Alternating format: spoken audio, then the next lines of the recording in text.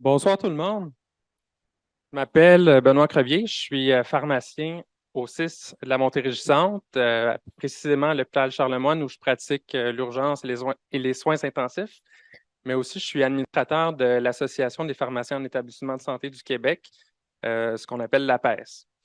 Je suis vraiment content d'être avec vous ce soir pour les gens qui sont en personne, mais aussi à la maison avec notre web diffusion. Ce soir, vous allez avoir accès à un programme qui est riche. Vous allez comprendre l'expérience que vivent à chaque jour les pharmaciens en établissement de différents milieux et vous allez aussi savoir les raisons, tout ce qui est conditions de travail et raisons qui pourraient vous amener aussi à pratiquer en établissement de santé. Je suis très content que vous soyez en grand nombre avec nous. Je vais expliquer le déroulement sommaire de la soirée. Dans le fond, on va avoir 3 conférences. Une qui va être donnée par Émilie Roy-Saint-Pierre, une autre par Hugo Ressignolo et la dernière sur les conditions de travail par Linda Vaillant, qui est directrice générale de l'APES. Vous allez pouvoir, au courant de la soirée, poser vos questions. Pour le bon déroulement des questions, on va répondre à vos questions à la fin de chaque conférence. Pour ceux qui sont à la maison, vous pouvez poser vos questions dans le clavardage et vous pouvez lever la main là, lors de la période des questions pour les gens ici sur place. Tout d'abord, j'aimerais vous présenter Madame Julie Rescot, on a la chance de l'avoir avec nous. Elle est présidente de l'APES et elle va vous faire un mot d'ouverture.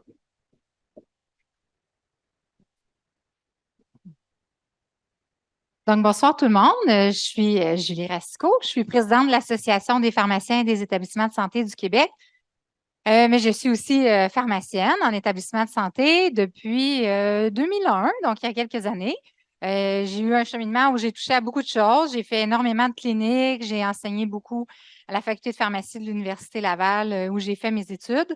Et par après, j'ai commencé à prendre des fonctions de gestion. Donc maintenant, je suis chef du département de pharmacie, encore pharmacienne à l'œuvre et présidente de l'association. Fait que vous voyez que l'hôpital, ça peut nous mener à beaucoup de choses. C'est une profession qui, pour quelqu'un qui n'aime pas la routine comme moi, m'a bien servi parce que j'ai pu faire, en fait, plein de jobs différents depuis que j'ai terminé, sans jamais changer finalement vraiment d'hôpital.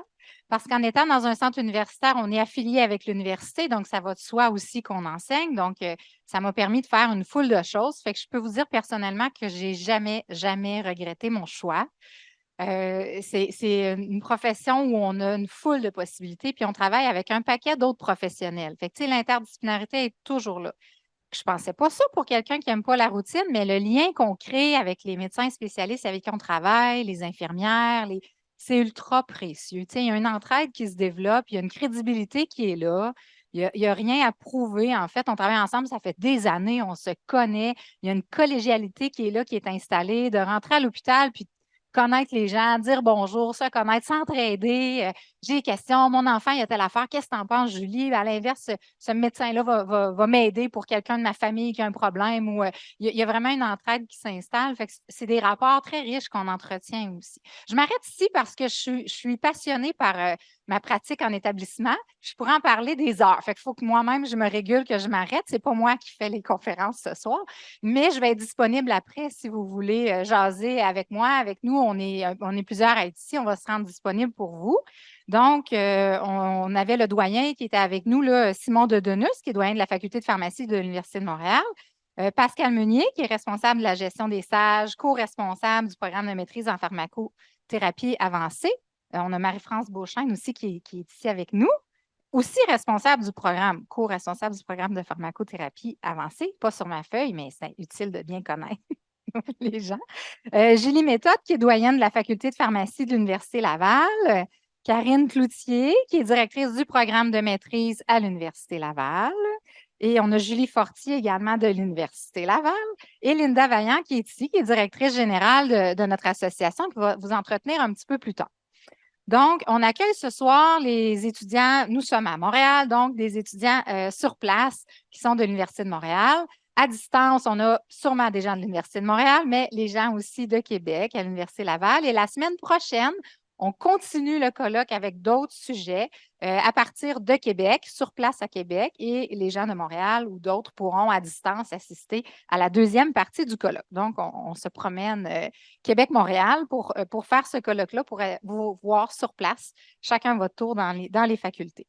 Donc, on accueille des étudiants des facultés, mais cette année, on a aussi accueilli des étudiants qui ont gradué du PharmD dans les 5 dernières années, qui peut-être se questionnent un peu sur leur pratique, se demandent si on fait les bons choix, puis auraient un intérêt à dire finalement, j'ai peut-être le goût de relever le défi, d'aller pratiquer en établissement de santé. Donc, bienvenue à vous qui êtes là également. Vous aurez la chance de poser vos questions à la fin de chaque conférence. Donc, ceux sur place, ben, vous levez la main tout simplement. Ceux en ligne, vous pourrez lever la main pour avoir un droit de parole ou poser vos questions dans le clavardage sans problème. Et sinon, à la fin du colloque, pour les gens sur place, on va être disponible pour répondre à vos questions, échanger avec vous. Et on fera la même chose la semaine prochaine quand on sera à Québec. Alors, bonne soirée tout le monde. Merci d'être là. Merci beaucoup, Julie. Alors, on va commencer notre partie 1 du colloque étudiant avec une conférence d'Émilie Roy-Saint-Pierre. À bas la routine, les multiples facettes du pharmacien d'établissement. Je l'inviterai à se présenter à l'avant. En même temps, je vais te présenter Émilie. Émilie, elle est pharmacienne à Sainte-Justine, au CHU Sainte-Justine, puis elle va vous faire part de son expérience en pédiatrie générale. Merci beaucoup. Tu peux y aller. Est-ce que ça fonctionne? 1, 2. Merci. Donc, merci Benoît pour l'introduction. Donc, Émilie Roy-Saint-Pierre, on peut passer à l'autre diapositive. Ça me fait super plaisir de venir vous parler là, du milieu universitaire ce soir. Ah, en fait, non, c'est moi. Je suis fatiguée, j'ai une grosse journée.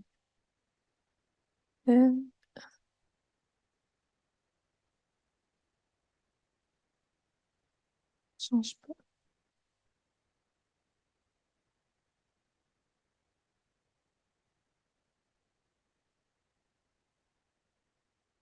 J'avais pas le contrôle de la souris.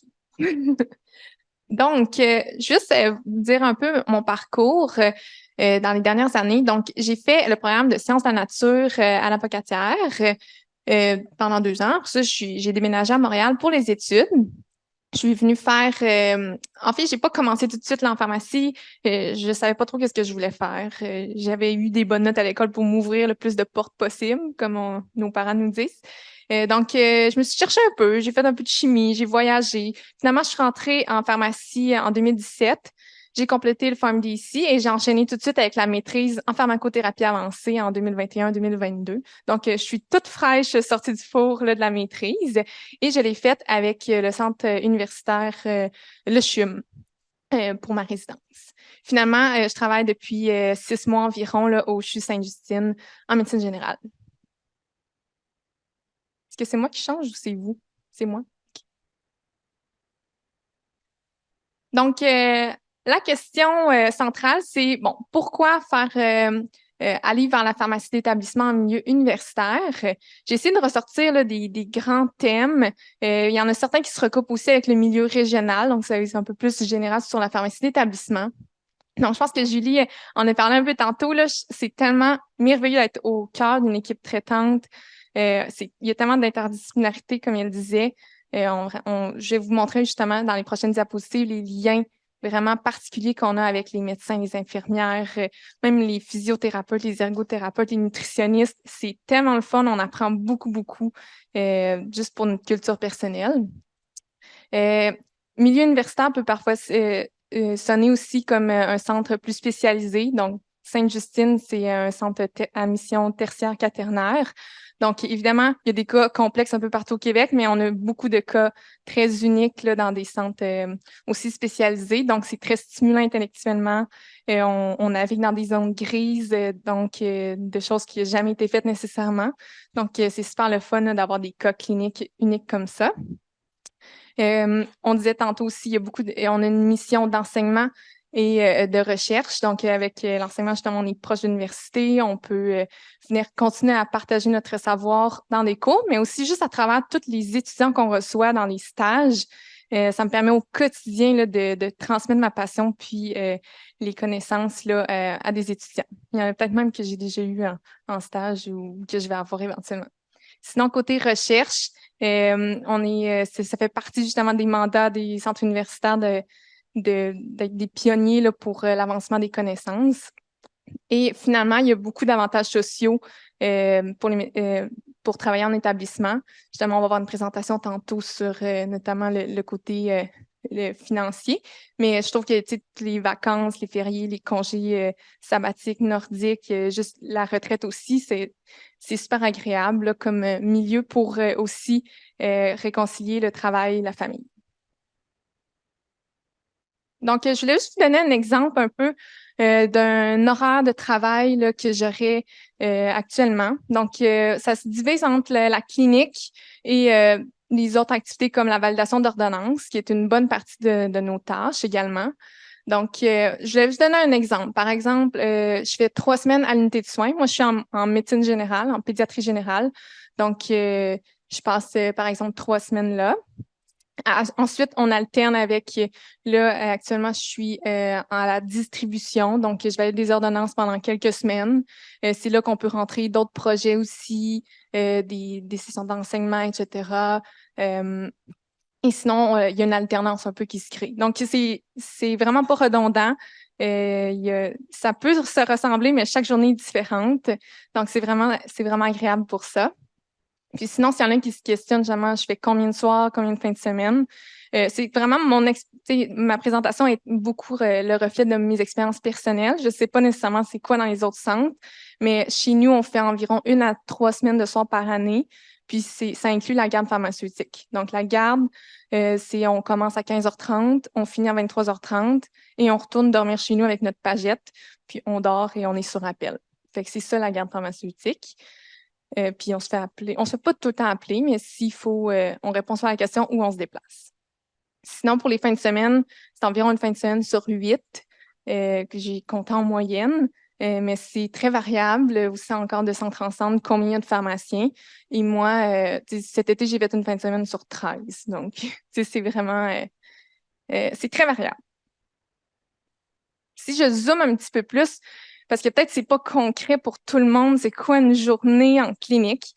Donc là, si je zoome sur un exemple de journée de mon expérience, comme je vous dis, ça peut changer de centre en centre et même d'unité en unité à Sainte-Justine, c'est vraiment pas la même chose. Par exemple, il n'y a pas des tournées médicales partout. Donc, le matin, j'arrive, je vais me préparer à la tournée. Donc, j'imprime une liste de patients et avec mon étudiant, souvent, on se prépare. Donc, une tournée médicale, on révise, dans le fond, 15 patients environ et on prend la majorité des décisions cliniques pour la journée. Donc, on fait des suivis à chaque jour, on se donne le plan tous les jours avec les médecins, les nutritionnistes et tout. Donc, c'est vraiment super le fun. On peut suivre là, plusieurs patients en même temps. Donc, la tournée c'est un peu l'élément central de ma journée. Et vous voyez que la majorité de mon temps, c'est très clinique. Donc, on a la tournée, je vais faire des histoires médicamenteuses. Donc, s'assurer qu'on represcrit les bons médicaments de la maison à l'hôpital. Puis qu'on répond à des questions des parents et tout.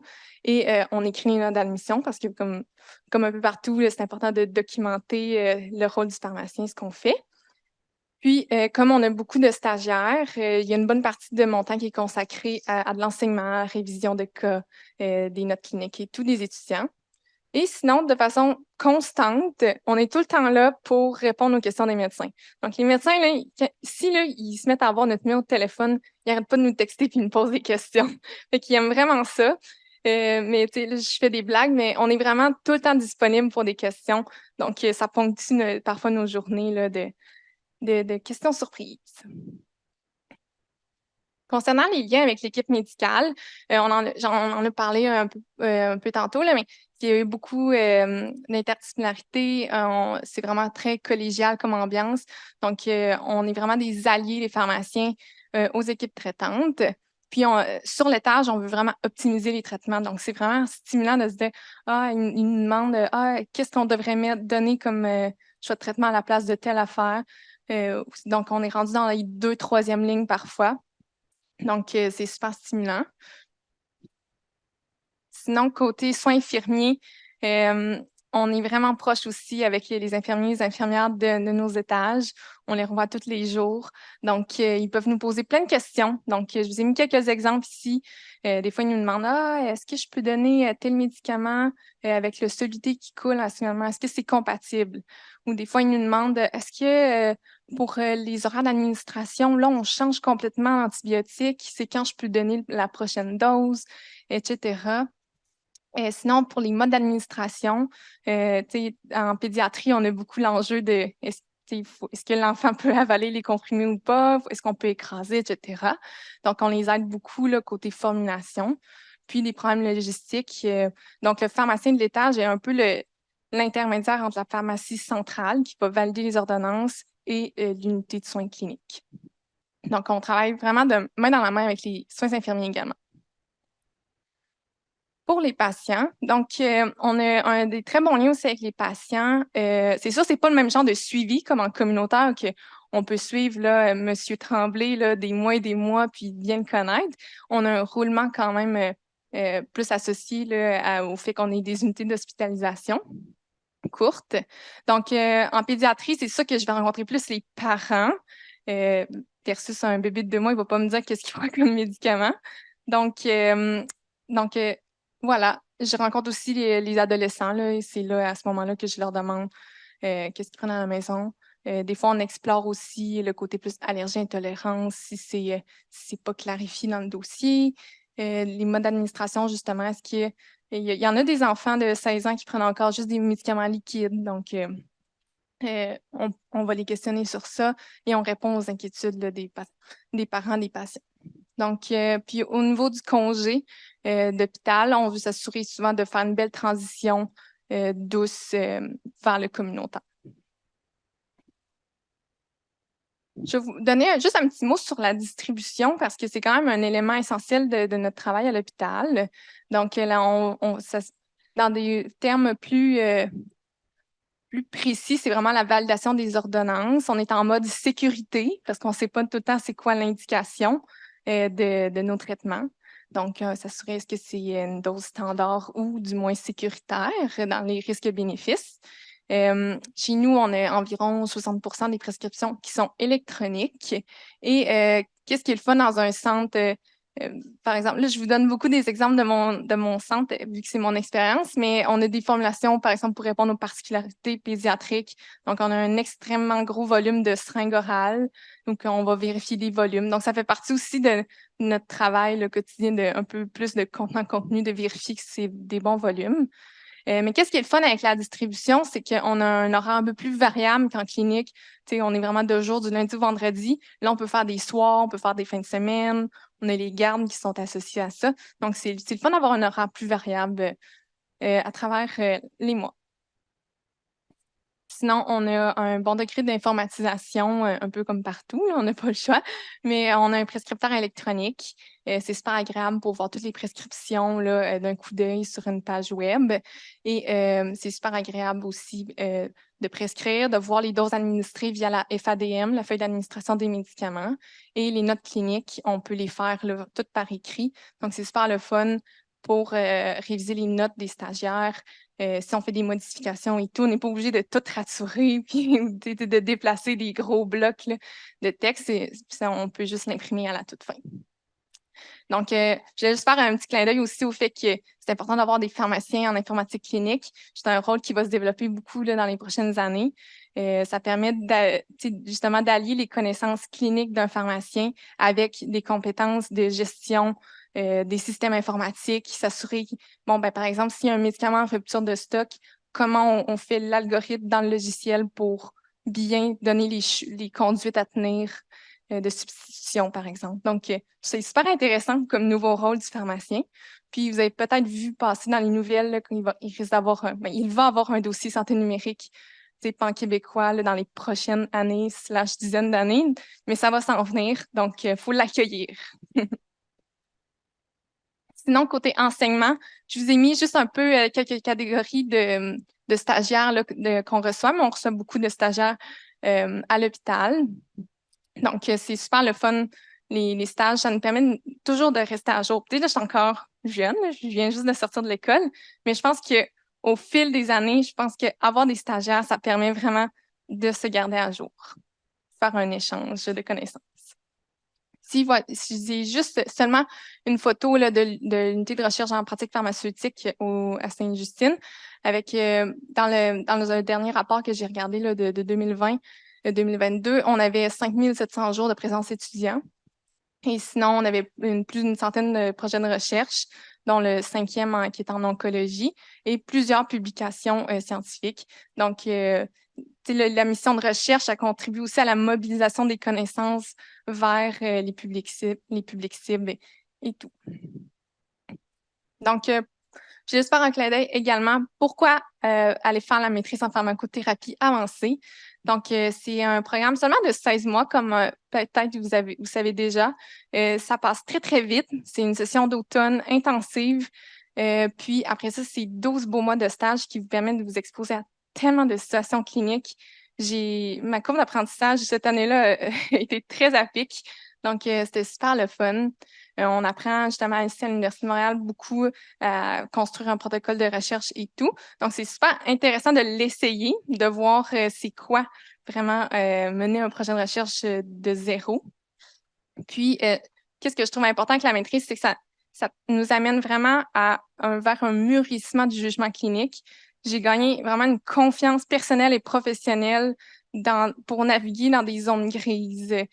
Tout n'est pas toujours écrit dans la littérature, dans des lignes directrices. Donc, ça fait vraiment appel à notre jugement clinique. Puis, je trouve qu'on développe beaucoup ça à la maîtrise. Puis sinon, c'est vraiment une belle expérience là, par la maîtrise. C'est un peu comme au premier cycle, là, au PharmD. Il y a des moments super difficiles, mais super le fun après quand on est passé à travers. Donc, c'est vraiment des belles expériences. Je garde des très beaux souvenirs. Bref, je pense il y a quand même beaucoup de similarités avec le milieu régional, mais il y a aussi beaucoup de choses qui distinguent le milieu universitaire. Donc, c'est deux très, très beaux milieux, à mon avis. Comme je disais, dans le centre tertiaire quaternaire, on a des cas complexes uniques, puis on navigue beaucoup dans des zones grises. Et l'enseignement, c'est au cœur de la pratique. Justement, il y a aussi des opportunités de venir enseigner ici à la faculté, etc. Et il y a les missions de recherche fondamentale et clinique. Là, je trouve que ça fait un tout vraiment très équilibré. Donc, merci pour votre écoute. Je suis prête à recevoir les questions.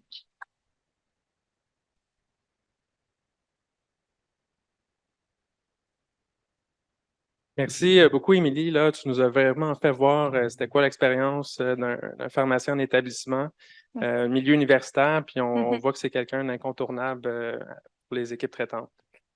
Est-ce qu'il y a des gens dans la salle qui auraient des questions pour Émilie? Oui, toi? Un plaisir.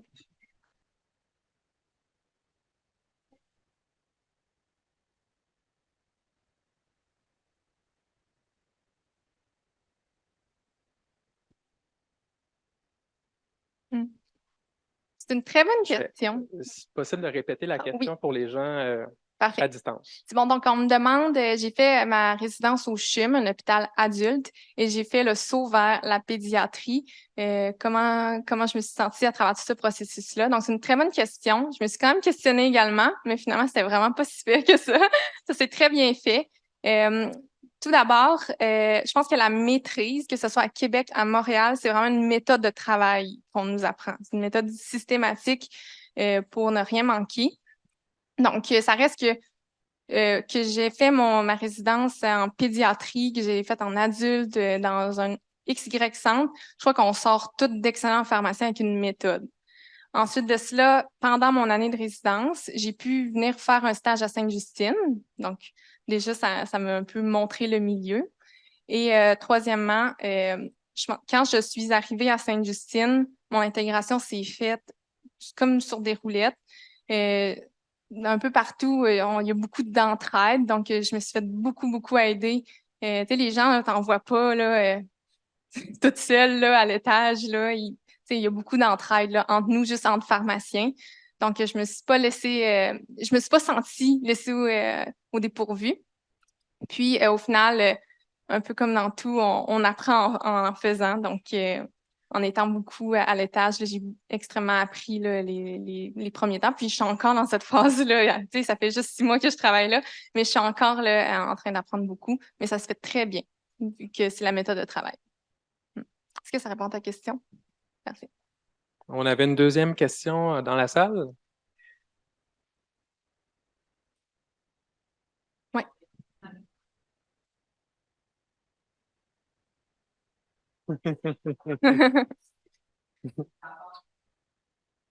Mhm.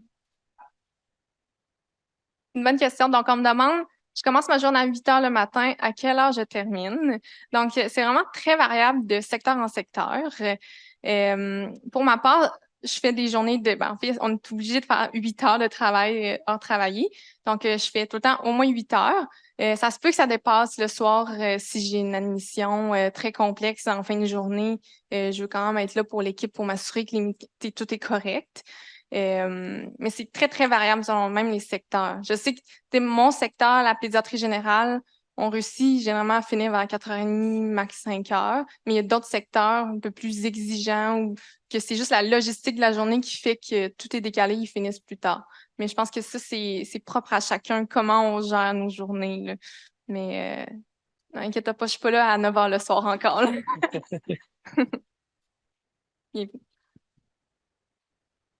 Est-ce qu'il y a une autre question en salle ou en ligne? On te félicite pour ta présentation. Merci. Merci. Merci. J'inviterai Hugo à se présenter.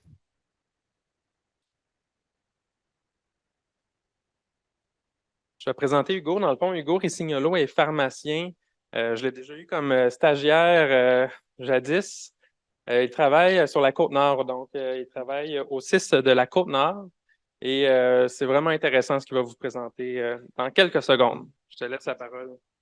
Donc, bonjour tout le monde. Merci beaucoup d'être présent ce soir. Je suis super content d'être avec vous pour vous parler de ma pratique donc en pharmacie d'établissement de santé, mais en région plus éloignée.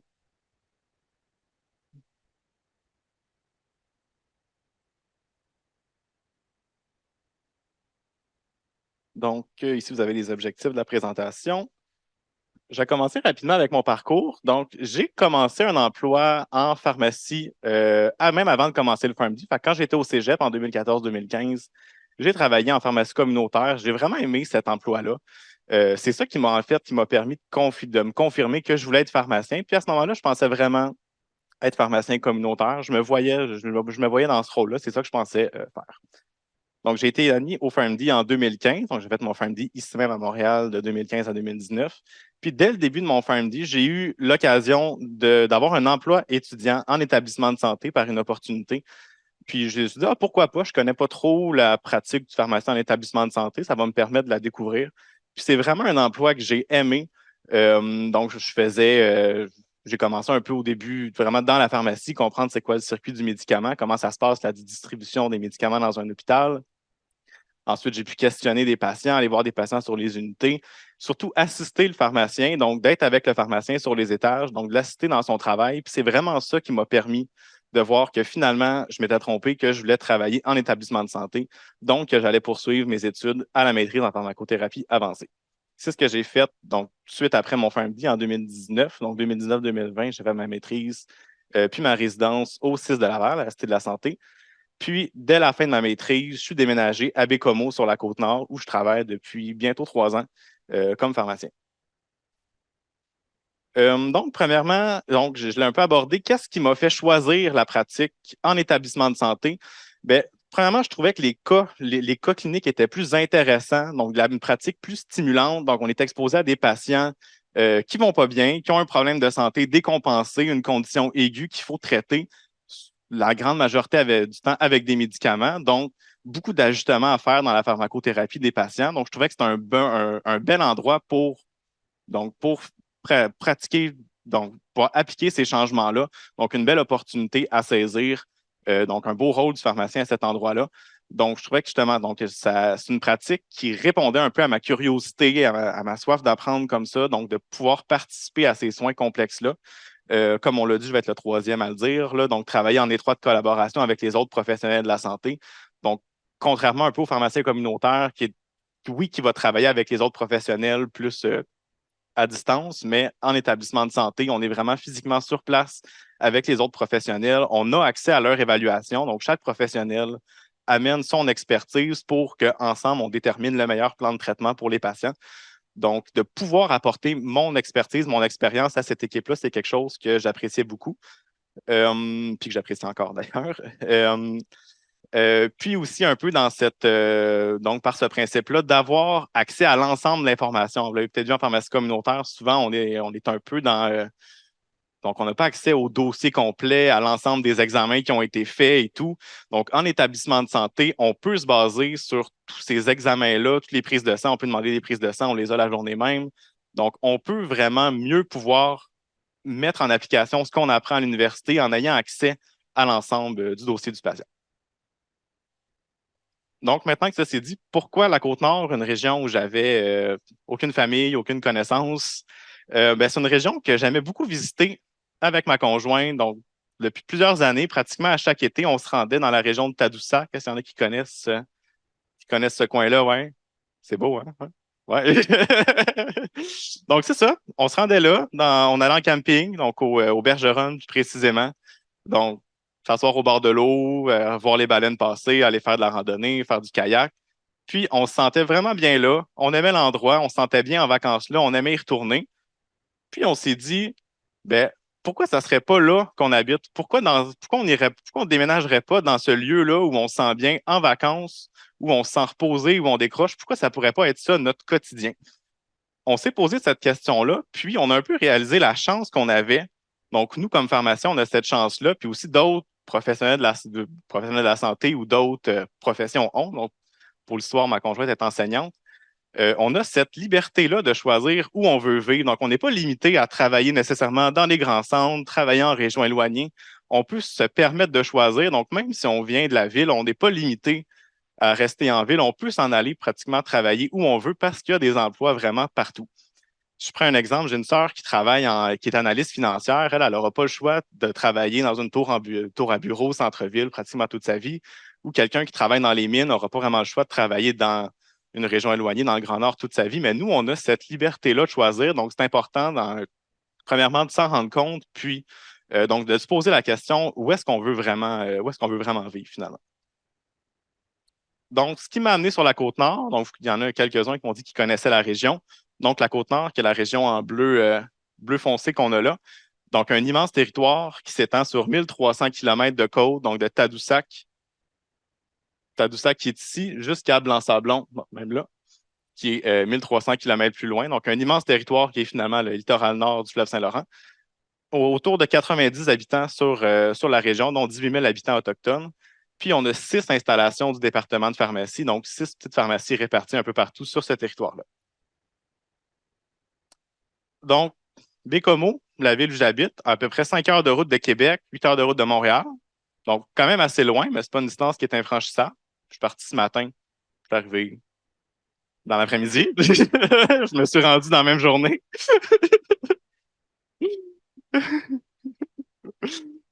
Fait que c'est pas impossible, ça se fait, ça se roule. Donc, Bécomo, les environs, à peu près 30 000 habitants, juste pour vous donner un ordre de grandeur, là. L'hôpital où je travaille, 106 lits de courte durée, 21 lits de psychiatrie, 10 civières à l'urgence, 6 lits de soins intensifs, un bloc opératoire avec plusieurs spécialités. Donc, je trouve que c'est un bel équilibre de grosseur d'hôpital. Fait qu'on n'est pas un centre universitaire avec des surspécialités et tout, mais on n'est pas un CLSC non plus. Fait qu'on a quand même une bonne grosseur, on a plusieurs spécialités. On peut garder des patients malades longtemps sur place sans les transférer. Oui, il y a certains cas qu'il faut qu'on transfère dans un centre tertiaire, mais on peut garder sur place les patients assez longtemps, ce qui fait qu'on garde des cas intéressants sur place sans devoir les transférer. Ici, vous avez tous les secteurs où le pharmacien est impliqué dans mon hôpital. Fait qu'on a un pharmacien qui ouvre l'urgence, les soins intensifs, un autre la médecine, chirurgie, l'oncologie, c'est le secteur de la longue durée. Puis, un autre pharmacien qui couvre un peu l'ensemble des autres secteurs, donc psychiatrie, gériatrie, pédiatrie, etc. Moi, de mon côté, je pratique dans tous ces secteurs-là, à l'exception de la longue durée. Fait que vous voyez, ça fait une pratique qui est quand même assez polyvalente, donc un travail qui est très diversifié, ce qui fait un peu ce qui amène en région éloignée qu'on ne vient pas spécialisé dans un ou deux secteurs. Donc, souvent, dans les grands centres, c'est comme ça. On travaille dans un ou deux secteurs, puis on devient un peu expert de ces secteurs-là. Nous, on n'a aucun secteur qu'on est vraiment expert, mais on vient à se débrouiller dans tous ces secteurs-là. Fait qu'on n'est jamais expert d'aucune situation clinique. On dit, ah oui, ça, je l'ai déjà vu 20 fois, il faut que je fasse ça. Donc, on se débrouille dans tout, on sait où chercher notre information. Donc, ça fait une pratique qui nécessite beaucoup d'autonomie, donc d'être capable de tout le temps se remettre en question. On est tout le temps challengé par des situations cliniques, puis qui amène aussi donc une polyvalence qui est nécessaire pour y arriver. D'autres caractéristiques de la pratique en région, donc on travaille en plus petite équipe, ce qui fait qu'avec les autres professionnels de la santé, on se connaît très bien. On se voit, donc je me vois avec plusieurs pharmaciens, plusieurs médecins, infirmières à l'extérieur du travail, on se fait des soupers, on va jouer au tennis, on fait des activités ensemble. Fait qu'une super belle, donc quand même une belle qualité de vie, donc de voir nos collègues de travail à l'extérieur. Donc, ça fait une ambiance de travail finalement qui est super agréable. Travaille en collaboration vraiment étroite avec les autres professionnels de la santé parce qu'eux aussi, je prends l'exemple des médecins, on travaille beaucoup avec des médecins de famille, quelques spécialistes quand même, mais la majorité du temps des médecins de famille. Donc, eux aussi, ils ont une pratique très générale. Donc, eux aussi ne sont pas experts donc, ils ne sont pas tout le temps experts de ce qu'ils font. Fait que moindrement qu'ils ont une question qui concerne les médicaments, ils n'ont pas de médecin spécialiste sur place à qui se référer. Fait que moindrement qu'ils ont une question, c'est nous qui viennent voir. Donc, pour nous demander notre avis. Fait qu'on est vraiment attendu puis recherché quand on n'est pas présent sur l'unité parce qu'ils ont vraiment souvent des questions. Puis notre expertise est très, très reconnue au sein de l'hôpital. Mon troisième point, le suivi longitudinal des patients, c'est souvent quelque chose qui est reproché aux établissements de santé par rapport aux pharmacies communautaires. Donc, on dit souvent pharmacie communautaire, ce qui est le fun, c'est de suivre son patient sur une longue période de temps, de voir un peu l'impact de nos interventions. Mais c'est quelque chose, je trouve, qu'on a quand même en région éloignée. Par exemple, une semaine, je suis à l'urgence, je vois un patient. La semaine d'après, je suis à l'étage, je vais suivre le même patient qui peut rester plusieurs semaines. Donc, je vois l'impact de ce que j'ai fait sur ce patient-là. Donc, je peux suivre son évolution. Je vois où il est rendu dans son parcours de soins. Un patient d'oncologie, même principe. Donc, je le vois en oncologie. S'il est hospitalisé, je le vois sur l'unité de soins. Donc, je vois s'il y a des changements à apporter. Puis, je le retrouve en oncologie peut-être 3 semaines après quand on est prêt à reprendre des traitements. Ce qui m'est arrivé à un moment donné, voir un patient d'oncologie un vendredi, qu'on commence un nouveau traitement, puis le lundi matin, de le revoir aux soins intensifs. Ça, c'est moins agréable quand ça arrive, mais ça fait que je connaissais déjà le patient, donc je savais, donc je ne pars pas de rien, puis je suis mieux équipé finalement pour le prendre en charge. Aussi, encore là, vu qu'on travaille dans des petites équipes, donc super facile de s'impliquer dans des projets, dans des comités. Je suis déjà impliqué dans plusieurs comités au sein du CIS de la Côte-Nord. Donc, très facile d'arriver avec un projet. Donc, tout est une plus petite machine à déplacer, par exemple. Si on a une idée, on veut mettre quelque chose, il y a beaucoup moins d'intervenants, d'impliquer. Fait que c'est très facile là, d'arriver avec une idée, puis de pouvoir l'implanter rapidement. Une autre facette de ma pratique, l'enseignement. Donc, le cégep de Bécomo, qui est dans les premiers cégeps au Québec à offrir la technique de pharmacie. Donc, ça fait quelque chose qui brise un peu la routine. Fait que le mercredi après-midi, je vais enseigner au cégep. Fait que ça fait un aspect qui est assez intéressant. Donc, ça change un peu la semaine. Puis c'est un aspect qui est complètement différent. Je peux parler rapidement d'un horaire type. Fait que je vous ai parlé tantôt des rotations que je faisais. Donc, de façon générale, on alterne entre ces rotations-là d'une semaine à l'autre. Fait que je les ai remis ici. Donc, je fais une semaine à l'urgence, une semaine en médecine de chirurgie, une semaine en oncologie. Donc, j'alterne comme ça la majorité du temps, ce qui fait qu'il n'y a pas vraiment de redondance qui s'installe d'une semaine à l'autre. Je suis dans un secteur complètement différent, avec un type de journée différent. En début de journée, on fait pas mal de la validation. En fait, on a un pharmacien tout le temps sur place à la validation d'ordonnances. On l'aide en début de journée parce qu'il y a toutes les ordonnances donc du soir puis de la nuit à rattraper. Donc, chaque pharmacien va l'aider un peu en début de journée. Ce qui nous fait, si par exemple, je suis à l'urgence, je vais valider les prescriptions de l'urgence. Donc, ça m'aide aussi à prioriser mes interventions. Je vois qu'est-ce que les patients qui sont arrivés pendant la soirée, pendant la nuit, je vois qu'est-ce qui s'est passé, quel patient je devrais aller voir en premier, quelles interventions je devrais prioriser. Fait que c'est super aidant pour ça. Puis aussi, en même principe en fin de journée. Donc, vu que la majorité des pharmaciens peuvent pratiquer dans pratiquement tous les secteurs, on s'aide beaucoup en fin de journée. Donc, si moi, c'est plus tranquille, j'ai fini ce que je voulais faire, je vais demander à mes collègues, hey, avez-vous besoin d'aide pour finir, donc pour finir votre journée, pour s'assurer que tout le monde finisse à l'heure, puis que personne. Donc, c'est pas que je m'en vais de l'hôpital pendant que j'ai un collègue qui déborde puis qui a de la misère à finir sa journée. Autre particularité de l'horaire, on fait vraiment pas souvent des fins de semaine, fait que c'est réparti également entre les pharmaciens. On fait jamais de soir, la pharmacie est ouverte de 8 à 5, fait que pas mal sûr de. Bon, on fera jamais de soir. La garde aussi est répartie entre les pharmaciens, fait que j'en fais très peu. Les gardes sont souvent assez tranquilles, donc très peu de déplacements, très peu d'appels. Puis on a une ATP qui est de garde pour les préparations stériles. Fait que c'est quelque chose qui peut faire peur des fois de devoir, à 2 heures du matin, de devoir faire une préparation stérile, mais on a des ATP qui sont de garde pour ça. Aussi, autre avantage de travailler en petite équipe, ben, la flexibilité de l'horaire est là. Fait que c'est quand même, on arrive à se parler, par exemple, pour le choix de vacances, pour s'assurer que tout le monde a des vacances. Donc, tout le monde a pratiquement les vacances qu'il veut. Fait que dès ma première année, j'ai pu prendre des vacances au mois de juillet, au mois d'août sans problème. Donc, on arrive pas mal tout à s'arranger en se parlant pour donc, pouvoir, au bout de la ligne, que tout le monde est satisfait. Donc, donc, je parle un peu des autres avantages de vivre en région éloignée. Ben, pour les amateurs de plein air, c'est vraiment, il y a une belle qualité de vie qui est associée à ça, d'être proche de la nature, donc de pouvoir, donc c'est ça, donc d'être proche de la nature, pouvoir pratiquer les activités de plein air rapidement en finissant le travail. Donc, on n'a pas de perte de temps dans les transports. J'habite à 15 minutes à pied de l'hôpital. Fait que quand j'arrive chez nous le soir. Fait que 15 minutes plus tard, ben, je peux aller en randonnée, je peux aller en paddleboard sur l'eau. L'hiver, je peux aller en ski de fond, etc. Fait que c'est pour ça la qualité de vie est vraiment exceptionnelle. Donc, d'avoir, oui, une ville, mais qui est très proche de la nature. Il y a un mythe que je veux déconstruire par rapport aux régions éloignées. C'est souvent quelque chose qu'on entend parler, une idée préconçue qu'on peut avoir qu'en région éloignée, c'est plate, tu es dans un petit village, il ne se passe pas grand-chose, tu t'assois sur ton balcon et tu regardes les chars passer. Mais c'est vraiment pas ça. Il y a vraiment des villes qui sont dynamiques en région éloignée. Fait que je prends l'exemple de Bécomo, vraiment beaucoup d'événements culturels, il y a des festivals.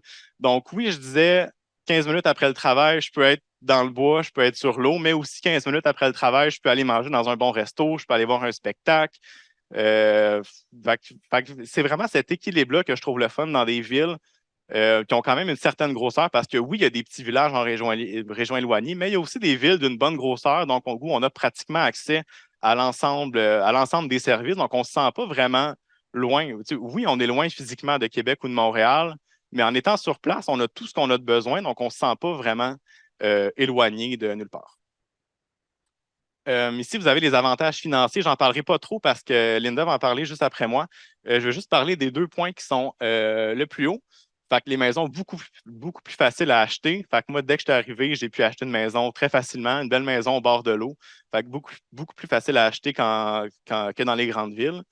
Puis, il y a aussi un crédit d'impôt de 10 000 qui s'applique pour les 3 premières années.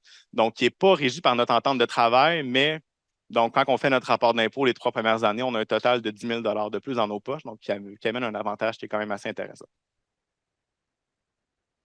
Donc, en conclusion, je vous rappelle, pour moi, ce qui avait fait la différence, c'est vraiment l'emploi étudiant en milieu hospitalier. Donc, qui, dès le début, m'avait convaincu que c'est vers le milieu hospitalier que je voulais m'en aller. Donc, de votre côté, si vous hésitez, d'avoir un emploi étudiant en milieu hospitalier, c'est quelque chose qui est super intéressant pour voir si ça nous convient. Oui, il y a les stages aussi, mais c'est ça. Fait que c'est super intéressant pour voir si ça nous convient comme milieu de travail. Puis c'est quand même assez formateur. Donc, on arrive à appliquer des connaissances qu'on apprend au PharmD dans notre emploi. Ensuite, osez demander un stage en région éloignée. Vous n'êtes pas perdant, vous l'essayez. Donc, dans vos choix de stage, donc de cocher une région éloignée, des fois, ça peut faire peur, on s'en va loin. Mais si on prend une région comme la Côte-Nord, l'hébergement est payé, le transport est payé. Fait que vous n'êtes pas ramassé n'importe où à devoir faire du camping là, ou savoir où vous allez rester. Là. Fait qu'il y a un hébergement de fourni. Fait que osez le demander. Au pire, ça vous fait un beau mois à visiter une nouvelle région. Puis aussi, je vous le répète, on a la chance de pouvoir travailler partout où on veut comme pharmacien d'établissement. Fait qu'on peut saisir cette opportunité-là puis se promener un peu.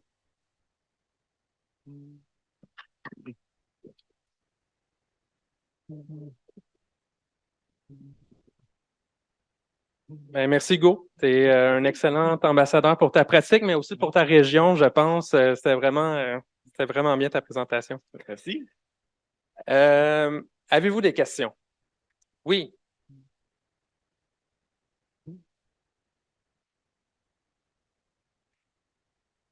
Ouais. Mhm. Mhm.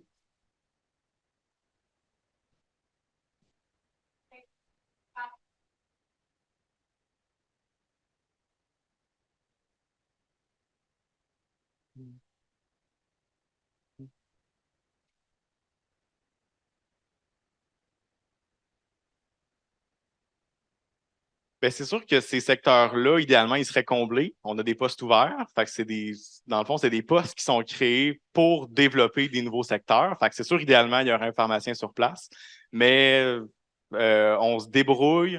On a un outil donc pour identifier les patients qui ont le plus besoin de la présence d'un pharmacien. Donc, on est capable de les identifier à distance, puis d'aller vers ces patients-là. Fait que le pharmacien qui couvre les autres unités donc, au début de sa journée, va voir dans tous ces autres secteurs-là quel patient qui aurait le plus besoin d'un pharmacien, puis qui arrive justement à aller offrir les soins à ces patients-là. Mais oui, je suis d'accord, idéalement, il y aurait un pharmacien sur place dans ces secteurs-là, puis on a les postes pour ça. On a une question ici.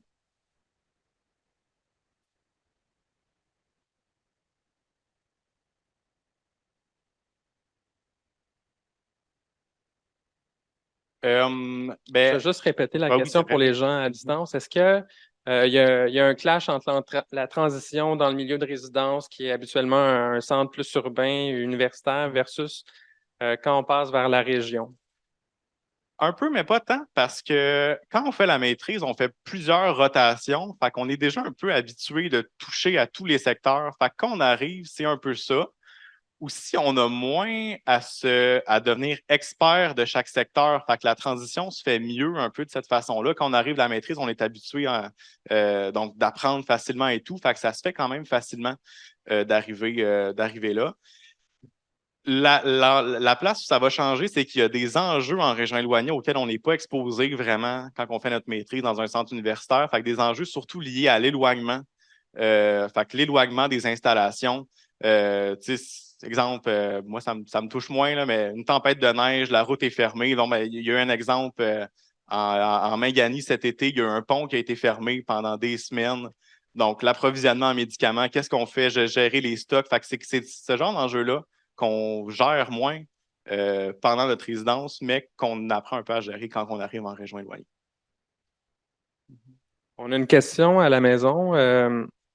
On nous demande par expérience, est-ce accessible d'avoir un emploi comme étudiant en établissement de santé? Est-ce qu'il y a beaucoup de postes? Est-ce qu'il y a des horaires de travail conciliants? C'est quoi le salaire? Bien, la réponse va être expliquée la semaine prochaine ou à la partie 2 du colloque. Alors, je vous invite à rester avec nous. Mais ce que je peux vous dire, en fait, c'est que sur le site de l'APES, il y a une section d'offres d'emploi et je vous encourage à regarder les affichages d'emploi étudiants. Peut-être que vous allez avoir des réponses, mais aussi, s'il y a un hôpital qui vous intéresse, n'hésitez pas à contacter le département des ressources humaines de l'établissement que vous ciblez, puis ils vont vous mettre en communication avec le département de pharmacie, voir s'il y a possibilité d'emploi étudiant. Oui, Inès?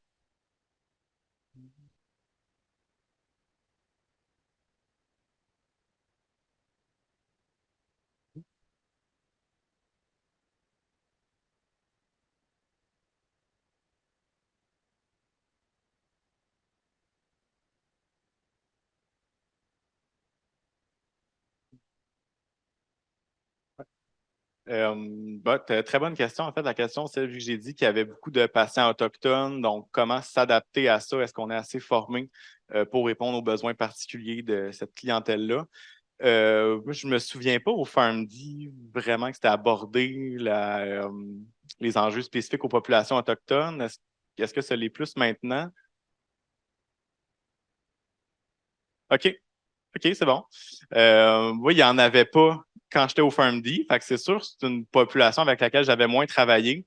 Il y a des formations qui existent justement pour donc acquérir cette sensibilité-là, comprendre les enjeux propres aux communautés autochtones.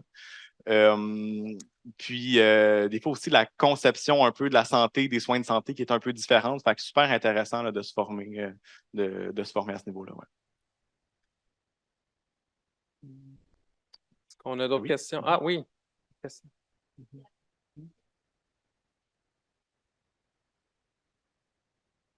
Donc, la question, combien il y a de pharmaciens dans mon hôpital? Vraiment, à l'hôpital de Bécomo, on est 8 pharmaciens en ce moment. Donc, c'est ça. Puis, on pourrait être 10, 11, en fait. si on Mais fait vous combler notre faites poste. quand même partie d'un plus gros ensemble. Là. C'est le Ouais, 6 ouais. de la Côte-Nord. C'est ça. 6 de la Côte-Nord, on a, je pense qu'on est 23 pharmaciens au total dans le 6 de la Côte-Nord. Ouais. Puis il y a une espèce d'entraide qui se fait entre les différents établissements Ouais. pour travailler sur des projets spécifiques. Là, Oui, c'est ça. Ben, en fait, le site de la Côte-Nord, c'est un peu particulier. On a 2 plus gros milieux, qui est Bécomo et Sept-Îles, qui sont 2 villes de taille assez similaire, donc 2 plus gros hôpitaux. Puis plusieurs autres petits milieux, comme les Escoumins, Saint-Pierre, Blanc-Sablon, puis Fermont. Donc, oui, il y a de l'entraide, mais vraiment dans les deux sens. Fait que sur certains enjeux, les plus gros milieux vont aider les petits milieux. Donc, les plus gros milieux ont plus de ressources, fait qu'en ont à offrir aux plus petits milieux. Puis dans les plus petits milieux, maintenant, avec donc, le travail à distance qui peut être fait, ils peuvent nous aider aussi. Donc, si ça arrive, par exemple, à Blanc-Sablon, exemple, il n'y a pas de patient du tout à l'hôpital, ben là, le personnel peut se brancher, donc pour nous aider à distance. Fait que ça se fait pratiquement dans les deux sens, cette aide-là. Ouais. On a d'autres questions ici? En ligne? Non plus? Oui, on a Merci. une question Ah, avant. ici. Excuse-moi.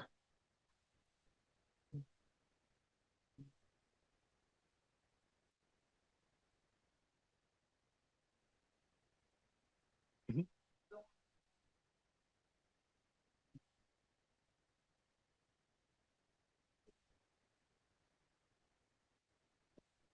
Oui, ben, en fait, je peux prendre l'exemple avec Bécomo, je ne l'ai pas dit. En ce moment, on a un pharmacien en remplacement tout le temps à Bécomo qui s'occupe de la distribution.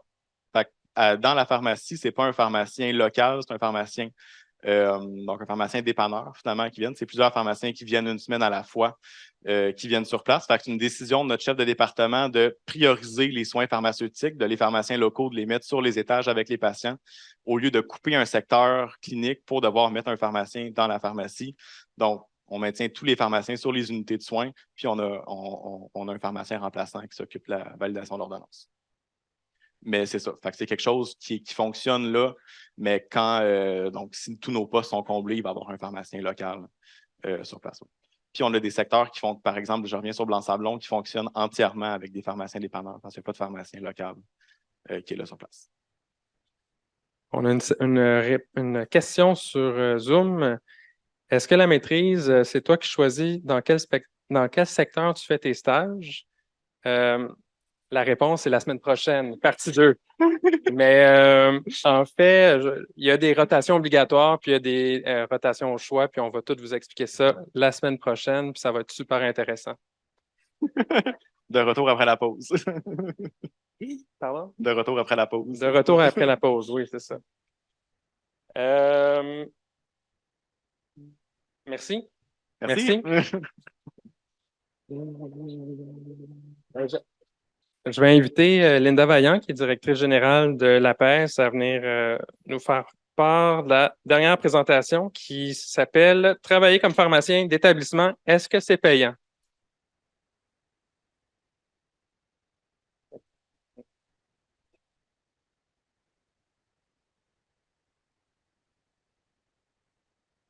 Bonsoir tout le monde, bonsoir les gens à distance. Je suis très, très contente d'être ici avec vous ce soir.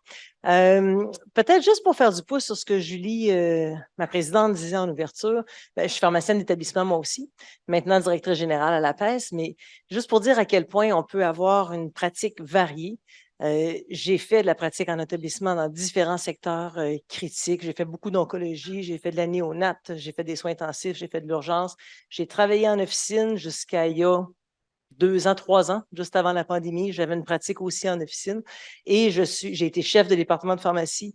Là, je suis directrice générale à l'APES. Alors, il y a vraiment une variété incroyable de possibilités à partir du moment où vous décidez de faire le pas de plus et de vous diriger vers un programme de maîtrise. Il n'y a absolument rien qui va vous empêcher après ça de faire une pratique communautaire, même que vous allez être encore plus à l'aise en comprenant comment le parcours de soins s'organise pour le patient qui est hospitalisé et qui sort. Vous allez avoir une bonne compréhension de comment ça marche, les médicaments RMQ. Quand le patient va sortir, vous allez comprendre tous les codes d'exception et toutes ces particularités-là. Alors, c'est vraiment quelque chose qui donne une porte sur un univers qui est absolument extraordinaire et que moi, je ne connaissais pas du tout quand j'ai commencé. Alors, tu sais, de pas en pas, on finit par voir plein de choses. Alors, si vous aimez la variété, c'est vraiment, vraiment une belle porte d'entrée pour vous. Je veux remercier nos collègues de Québec aussi là, qui font l'aller-retour là, ce soir. Je trouve ça absolument formidable. Alors, merci beaucoup, beaucoup d'être là, Madame la doyenne, notamment. Alors, et vos collègues, et évidemment la présidente aussi qui vient de Québec aussi ce soir. C'est important pour nous de vous parler, c'est important d'organiser ce colloque-là parce qu'on a besoin de relève. On vient de parler de pharmaciens dépanneurs tout à l'heure avec Hugo. Notre vision d'une pratique optimale à la PES, c'est pas des pharmaciens dépanneurs. C'est des postes qui sont comblés et encore plus de postes dans le réseau de la santé. Alors ça, c'est extrêmement important aussi de retenir cet aspect-là. Alors, bon, je vais entamer. Émilie a déjà mis la table en disant que travailler à l'hôpital, c'était des congés. Hein? C'est ça que j'ai compris. Il y a beaucoup de congés. Bon, il y a un peu de travail aussi à faire. Alors, est-ce que c'est payant? Première affaire que je veux vous dire, c'est que ça dépend. Ça dépend à qui on se compare. Fait que ça, c'est important de retenir ça. Et ce qui est encore plus important, c'est que ne choisissez pas votre pratique sur la base du salaire. C'est vraiment, vraiment essentiel de retenir ça parce que vous allez vous ennuyer bien, bien vite. Moi, j'ai des collègues qui ont gradué avec moi et qui ont choisi vraiment une pratique sur la base du salaire. 3-4 ans après, ils s'ennuyaient, ils sont restés dans leur pratique, ils s'ennuient encore pas mal, ça fait 25-30 ans de ça. Fait que choisissez pas sur cette base-là. À l'heure actuelle, la différence de salaire, en ce moment, c'est favorable au secteur privé. Le secteur privé a un meilleur salaire si vous regardez ça, là, taux horaire pour taux horaire. Mais il faut regarder plus que ça. Il faut se dire que l'écart n'est pas si important si on regarde la globalité de la rémunération. C'est ce qu'on va essayer de regarder ensemble aujourd'hui. Mais surtout, il faut choisir une pratique pour ce qu'on veut faire. Je pense que c'est pour notre cœur qu'on va faire ça, c'est pas pour notre portefeuille. Alors ça, c'est important de le retenir. Mais je vais quand même vous parler d'argent, c'est ça qu'ils m'ont demandé de faire. Voilà, première chose, bien évidemment, c'est important de savoir que si vous devenez un jour pharmacien d'établissement, en fait, même si vous devenez résident, vous allez automatiquement devenir membre de l'association. Donc, nous, on a un statut pour nos membres résidents et ensuite, les membres actifs qui pratiquent deviennent automatiquement représentés par l'association. La PES négocie des conditions de travail, mais la PES, je dirais, s'assure aussi de voir à tous vos droits et d'être un peu partout sur toutes les tribunes pour s'assurer de faire valoir la profession puis de la faire progresser. Parce que pour l'association, c'est pas juste une question d'argent. Je l'ai dit tantôt, c'est important. Il faut avoir des bonnes conditions de pratique. C'est important de reconnaître la valeur de la maîtrise, reconnaître la valeur des pharmaciens d'établissement dans le réseau. Mais c'est important aussi de faire évoluer la pratique. Donc, nous, on travaille beaucoup, Julie et moi notamment, Benoît qui est au conseil d'administration, beaucoup à faire évoluer la pratique. Donc, à donner des services de formation continue, entre autres, tenir des événements intéressants, notre grand forum une fois par année, mais aussi aller en commission parlementaire. De ce temps-là, si vous suivez un peu l'actualité, il y a tout le projet Loi 15, la grosse réforme de la santé. On a été aux premières loges de ça, on l'est encore. On a regardé des éléments dans la loi, puis on se dit, ça, c'est vraiment pas bon pour nos pharmaciens. Alors, on fait des interventions pour faire modifier les choses et on s'assure d'être toujours aux aguets. Alors, ça, c'est un des avantages, ça peut paraître un peu accessoire, mais c'est un des avantages importants à la pratique en établissement de santé, c'est que les gens sont regroupés, qu'ils soient chefs de département, qu'ils soient adjoints, donc qu'ils fassent de la gestion ou qu'ils soient des cliniciens, sont tous regroupés au sein d'une même organisation qui est la PES. Et ça fait une force à l'association. L'autre élément, c'est que les conditions de travail sont normées. Donc, ce sont les mêmes pour tout le monde et vous les connaissez. Okay, vous demandez pas combien mon collègue gagne dans l'officine à côté, combien. Ah, ouais, je sais pas. Des fois, c'est dans la même officine qu'on gagne pas pareil. Fait que là, ça, c'est connu. Vous savez ce à quoi tout le monde a droit et techniquement, ça doit être respecté parce que c'est une entente qui est négociée et qui intervient entre le ministère de la Santé et l'association. Donc, on a une échelle de salaire qui est fixe, on va la voir tout à l'heure. On a des heures de travail qui sont rémunérées. Il y a toutes sortes de modalités pour les heures supplémentaires aussi. Donc, tout ça est convenu. Il y a des congés fériés. C'est là qu'on arrive aux congés. Émilie, là, ça s'en vient. Alors, il y a des congés fériés. Il y a des semaines de vacances. Donc, 4 semaines de vacances après une première année de service. On peut aussi avoir 4 semaines sans solde par année. Donc, ça vous tente d'aller faire un tour sur la Côte-Nord parce que peut-être vous voulez aller travailler sur la Côte-Nord. Vous dites, je vais aller faire une petite semaine, voir ce que ça a l'air en congé, en vacances. Et donc, c'est une des options. Et évidemment, les jours de maladie aussi qui sont cumulables et qui sont payables à la fin de l'année. Donc, si vous ne les avez pas utilisés, ben, c'est comme une belle paye supplémentaire juste avant Noël. C'est bien le fun. Il y a toutes sortes de choses aussi autour de la formation continue. Donc, un certain nombre de jours de formation continue qui sont octroyés par pharmacien dans les départements de pharmacie.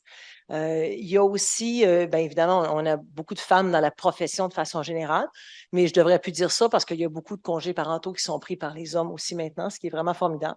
Alors, il y a tous les congés de maternité, donc le RQAP, mais au départ, le congé de maternité qui est payé par l'employeur, qui est prévu. Régime d'assurance collective qui est négocié par nous.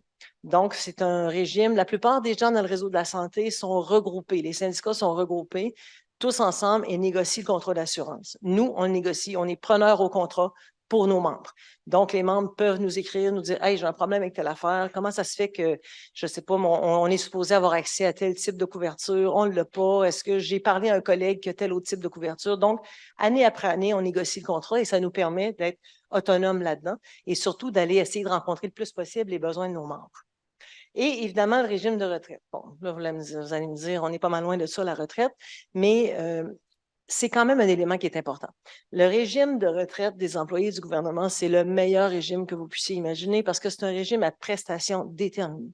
Donc, vous savez combien vous allez recevoir et c'est un pourcentage du salaire qui est proportionnel au nombre d'années que vous avez travaillé dans le réseau de la santé. Fait que ça a l'air de rien, mais quand on arrive à 55, 57, 58 ans, et on regarde ça, puis on se dit, bien, écoute, non, je peux arrêter. Oui, je peux arrêter, puis finalement, je vais avoir 70 de mon salaire. C'est pas mal intéressant et j'ai ça jusqu'à la fin de mes jours. C'est quand même quelque chose qui est intéressant, puis c'est pas comme mettre. Je comprends qu'on peut avoir des REER puis les placer, mais vous avez vu un petit peu ce qui se passe avec les placements. De ce temps-là, ça va pas pire. Il y a eu une couple d'années difficiles. Donc, il y a beaucoup de variabilité. Alors, et ça ne vous empêche pas de mettre de l'argent de côté quand même. Mais le régime de retraite est un régime de retraite qui est vraiment unique, qui est extrêmement, je dirais, important dans la composante budgétaire globale, mais qui peut avoir l'air au début de notre pratique de se dire, OK, c'est ça, cette affaire-là, il faut que je cotise là-dessus. Mais ça a vraiment une valeur importante. Là. Tu sais, ça représente plus d'1,5 million de dollars à ce jour. Si on prend notre recette, si on prend notre retraite, à 1,5 million, ça va être une belle recette. Si on prend notre retraite là, à 65 ans. Alors, c'est quand même quelque chose qui est significatif.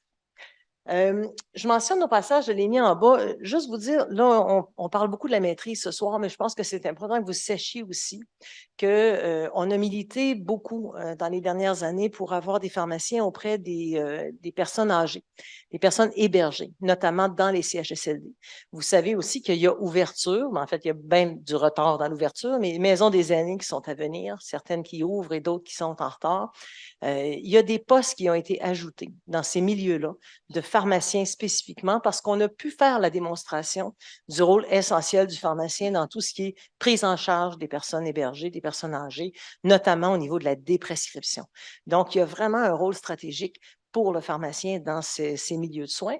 Et il y a 200 nouveaux postes donc, qui ont été ouverts par le gouvernement il y a 2 ans maintenant, qui nous ont amenés finalement à revoir un peu l'organisation des soins et services et à ouvrir la porte à des pharmaciens qui n'auront pas la maîtrise. Donc, ce n'est pas encore tout à fait terminé. La négociation est en cours, c'est un peu ce qu'on vous mentionne ici, mais c'est important que vous le sachiez aussi.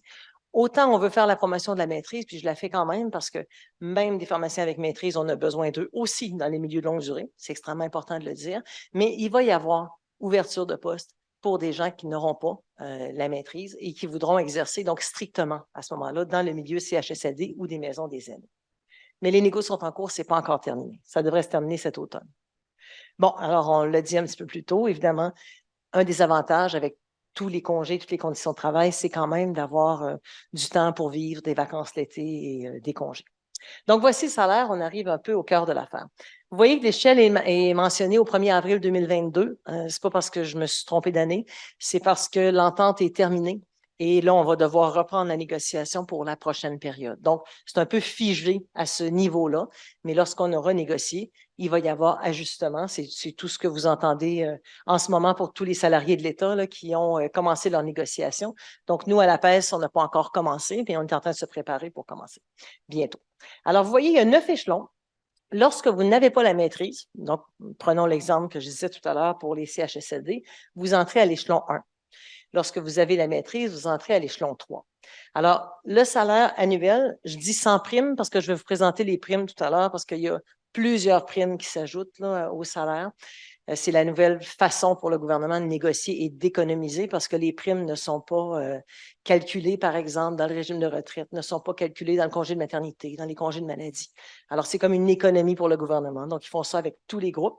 Mais il y a quand même des primes qui permettent quand même d'empocher des plus gros salaires et c'est ce que je vais vous présenter. Alors, de base, le salaire à l'échelon 9 est à 122 800, à l'entrée, là, autour de 103 000.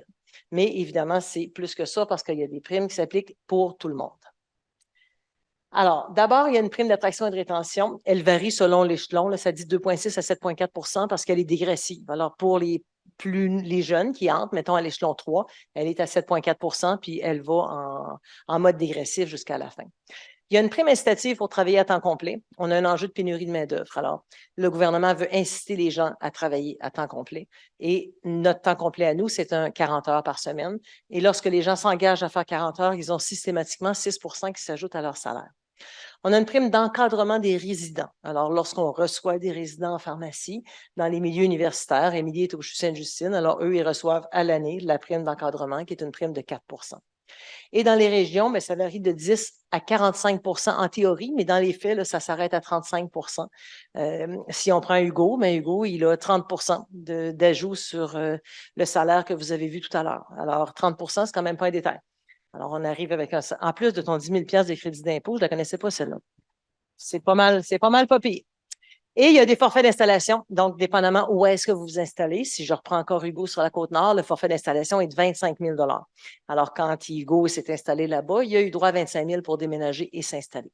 Alors, c'est quand même des conditions intéressantes. En contrepartie de quoi, il faut travailler quand même 2 ans à temps complet dans le milieu pour ne pas devoir rembourser ces sommes-là. D'autres types. Alors, ces primes-là, elles sont sur le salaire elles visent à peu près tout le monde. Fait que si vous êtes en ville, si on compare au CHU Sainte-Justine, on va remonter. Mettons qu'on serait à l'échelon 9, on serait à 122, mettons 123 000 Alors, 123 000 auquel on va ajouter le 4 qui est la prime d'encadrement, le 6 et le 2,5 OK? Fait qu'il y a tout ça qui s'ajoute. Fait que c'est nécessairement que ça va augmenter davantage. Et si on prend Hugo, il n'aura pas la prime d'encadrement parce qu'ils ne sont pas un site de formation à la maîtrise. Par contre, les autres primes s'appliquent en plus là, du 30 dont on parlait tout à l'heure. Donc là, il y a d'autres types de primes qui s'appliquent. Soir, la nuit, la fin de semaine, les primes de coordonnateur, la garde, on en a parlé rapidement tout à l'heure. Quand vous êtes de garde, vous êtes payé l'équivalent d'1 heure de temps travaillé par quart de disponibilité. Lorsque vous êtes appelé pour des questions au téléphone, vous êtes payé 15 minutes à chaque fois que vous avez eu une question à laquelle vous avez dû répondre. Si vous entrez au travail parce qu'il faut venir préparer quelque chose ou peu importe, là, remettre quelque chose pour un patient, vous avez 3 heures de rappel en service. Alors, c'est tous des éléments qui finissent par s'accumuler au salaire de base. Évidemment, il y a des avantages, mais il y a certains inconvénients. Moi, j'aime présenter les choses en toute honnêteté. Fait qu'il faut bien comprendre que l'hôpital, il ne ferme jamais. Fait que c'est du 24/7. On a beau avoir des fériés, il faut que quelqu'un soit là quand il y a un congé férié. Il y a beau y avoir des fins de semaine, il faut que quelqu'un soit là la fin de semaine.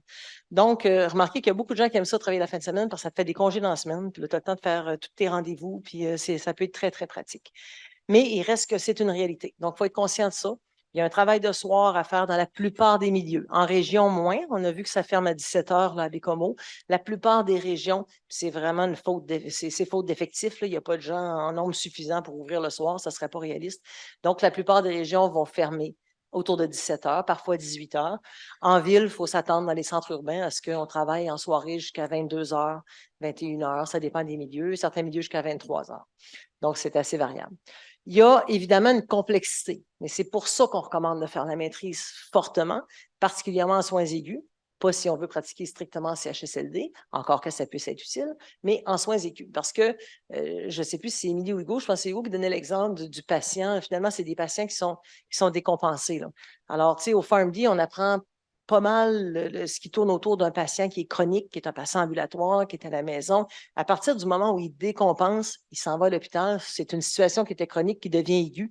Il faut être formé pour être capable de réagir à ça. Donc, il y a une certaine complexité. Faut aimer ce challenge-là. Et c'est de là, je pense, l'intérêt de faire la maîtrise parce que ça nous prépare bien et on a bien entendu les réponses de nos deux conférenciers ce soir. Là. Je trouve que ça répondait bien à dire, ben, on est formé, c'est une méthode de travail qu'on apprend et après ça, on est capable d'agir et de réagir. Beaucoup de comités, je le mets comme un inconvénient, mais ça peut être un avantage aussi, c'est que des fois, les gens nous disent, mon Dieu, on est victime de notre succès. Dans un établissement de santé, les gens veulent des pharmaciens partout. Alors, on est constamment sollicité. Les chefs de département sont toujours en train de dire, y a-t-il quelqu'un disponible pour aller ce comité-là, ce comité-là? On fait partie du Conseil des médecins, dentistes et pharmaciens, qui très bientôt va devenir le Conseil des médecins, dentistes, pharmaciens et sages-femmes. Ça fait partie des modifications prévues au projet de loi 15, le gros projet de loi dont on parlait tout à l'heure. Alors, on fait partie du CNDP. Beaucoup de comités au sein du CNDP sont importants, notamment celui de pharmacologie, où on va choisir les médicaments qu'on va utiliser dans l'établissement pour nos patients. Alors, évidemment que ça prend des pharmaciens autour de ça. Certaines contraintes budgétaires, évidemment, il arrive qu'il n'y ait pas respect de l'entente de travail, par exemple pour des questions de temps supplémentaires, mais généralement, c'est là qu'il faut appeler à la pèse parce que c'est pour ça qu'on est là. J'ai mis, c'est l'enquête de 2021, mais ça se ressemble beaucoup. Ce matin, je travaillais justement sur nos nouvelles données de 2023. C'est peut-être pas super évident, mais vous voyez que toutes les régions du Québec ont des problématiques, incluant Montréal. Donc, si vous ne voulez pas aller en région, ce n'est pas une obligation. Là. Il y a de la place à Montréal, il y a de la place à Laval, il y a de la place à Montérégie. Il y a des besoins de pharmaciens partout. Et ces chiffres-là sont basés sur les postes actuellement disponibles. L'autre élément qu'il faut savoir, c'est qu'il n'y a pas suffisamment de postes. Donc, même si on comblait tout ça demain matin, on aurait besoin d'en ouvrir davantage. On a fait une évaluation, nous, à l'association, pour voir combien de postes il faudrait ouvrir et ça se calcule par centaines pour être capable de rencontrer des normes qui nous permettraient de donner des soins pharmaceutiques à tous les patients qui en ont besoin. Alors, de l'ouvrage, il va en avoir des places où vous voulez au Québec, il va y en avoir. Et là-dessus, je rejoins le commentaire de Hugo. Vous aurez le choix, puis vous allez l'avoir pour plusieurs années parce que ce n'est pas demain matin que ça va changer. Alors voilà. Fait que, donc, pour conclure, je pense que je dis une solution clé en main, mais dans le sens où vous avez un beau programme de maîtrise à votre portée, vous avez une pratique qui peut être très, très variée. Vous pouvez choisir de maintenir la pratique dans le secteur privé si vous le voulez, mais je pense que la maîtrise vous ouvre beaucoup, beaucoup de portes. Et puis, si jamais vous voulez vraiment pas la faire, vous regarderez nos postes en CHSLD parce qu'on va quand même avoir besoin de pharmaciens là. Et on souhaite les intégrer aussi au sein des départements de pharmacie parce que ça va être important de donner des soins et services à ces personnes-là, les personnes hébergées qui ont aussi besoin de pharmaciens. Alors voilà, ça fait le tour pour moi. Merci.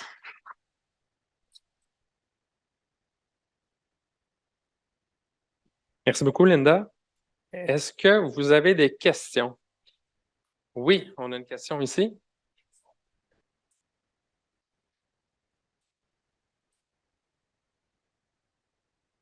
Alors, la question, pour passer d'un échelon à l'autre, quel temps ça prend? Ça prend 1 an.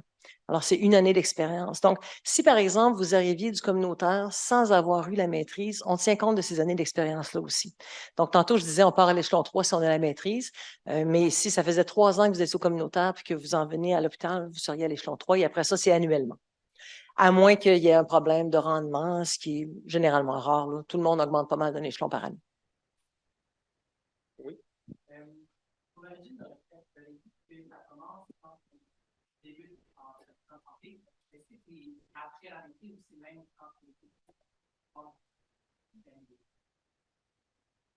Si vous travaillez comme étudiant, le REGOP commence tout de suite. Si vous travaillez comme étudiant. Si vous êtes là comme résident, là, c'est une bourse. On n'est pas salarié de l'hôpital. À ce moment-là, on n'en tient pas compte. D'ailleurs, c'est une des demandes qu'on veut faire. Vous ne savez peut-être pas, mais en médecine, les médecins sont tous des travailleurs autonomes, vous savez, payés par la RAMQ, sauf quand ils sont résidents.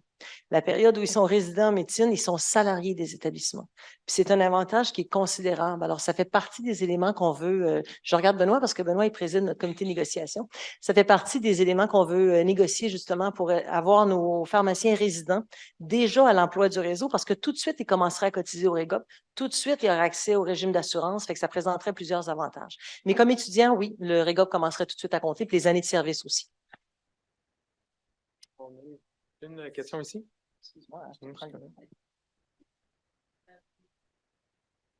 Comment ça fonctionne les bourses? partie 2 la semaine prochaine. Mais vous avez un montant là, qui va être un montant avec un engagement de 2 ans. Là. Puis, on va vous dire c'est quoi le montant la semaine prochaine. Question de vous garder avec nous. On a une question, sur la web diffusion. Est-ce que c'est possible de travailler 35 heures semaine ou moins à temps partiel? Oui, là, j'ai parlé du temps plein parce qu'il est associé à la prime. Mais oui, il y a moyen de faire d'être sur un poste de 3 jours ou de 4 jours. Ce sont des journées de 8 heures, par contre. OK? Il n'y a pas de 5 fois 7 heures qui ferait 35 heures. Là. Je ne sais pas si c'est à ça qu'on fait allusion. Ce sont des journées de 8 heures, mais c'est tout à fait possible d'avoir un poste à 3 jours ou à 4 jours. Par contre, là, on n'a pas accès à la prime là, qui est liée aux 40 heures dont je parlais tout à l'heure, mais on a des gens qui sont à 3 jours et à 4 jours semaine, oui. On a une autre question. Les étudiants ayant déjà obtenu un bac avant leur PharmD commencent à quel échelon? C'est la même chose que ce soit un bac ou un PharmD. À partir du moment où il n'y a pas de maîtrise, ça va être lié aux années d'expérience. Un peu ce que je disais tout à l'heure. Donc, si c'est 2 ans, 3 ans, 5 ans d'expérience comme pharmacien, c'est ça dont on va tenir compte. Que ce soit un premier cycle, ou que ce soit le bac ou le PharmD, ça ne change rien. Quelle place prendront les pharmaciens PharmD sans MPA dans les centres hospitaliers et non les CHSLD? Une place minoritaire, je dirais, parce que le but, c'est vraiment. Non, mais je veux pas que. C'est parce qu'il faut bien se comprendre. On va distinguer les soins aigus des soins de longue durée. C'est pas la même pratique du tout. Donc, c'est pas la même formation. C'est pour ça qu'on requiert la formation de maîtrise. Il n'est pas exclu qu'on amène des pharmaciens de premier cycle dans les soins aigus, mais à ce moment-là, ça va être davantage pour certaines activités plus de première ligne ou des activités peut-être moins complexes, donc ce qu'on appellerait plus des soins primaires ou secondaires. Alors, c'est plutôt vers ça qu'on se dirige. C'est important que vous sachiez aussi, puis j'en fais mention vite, vite, peut-être vous en avez entendu parler par certains de vos profs à la faculté, mais on travaille beaucoup à l'association en ce moment sur le fait de faire reconnaître le programme de maîtrise en pharmacie pour que ça devienne un certificat de spécialiste en pharmacothérapie avancée. C'est une démarche, peut-être vous en avez entendu parler, historique dans le sens où ça fait 30 ans qu'on en parle. C'est une affaire qui traîne, mais c'est revenu. On a ramené ça à l'avant-plan nous-mêmes comme association il y a un an et demi maintenant, et c'est pas mal revenu dans les dossiers prioritaires du côté de l'Ordre des pharmaciens et pour nous aussi. Fait qu'il n'est pas exclu que par le temps que vous terminiez, on puisse associer un certificat de spécialiste aux gens qui auront la maîtrise. Je le mentionne parce que dans le cas donc des pharmaciens qui choisiraient de ne pas faire la maîtrise en se disant je vais aller en établissement, c'est pas grave, puis je pourrais quand même peut-être travailler un petit peu en aigu, même si je suis en soins primaires et secondaires. Il faut savoir que dans une perspective de développement de la pratique, notre objectif est quand même de faire reconnaître les spécialités. Alors, les gens qui n'auront pas la maîtrise vont peut-être se sentir un petit peu brimés le jour où on va arriver avec un poste de spécialiste en pharmacie, parce qu'évidemment, les salaires vont être distincts aussi à ce moment-là. Fait que je le mentionne au passage, on n'est pas rendu, mais il faut avoir un peu de vision. Puis il est possible qu'on atteigne ça. Vous êtes jeune, là, ça va arriver, c'est sûr. On a une question ici.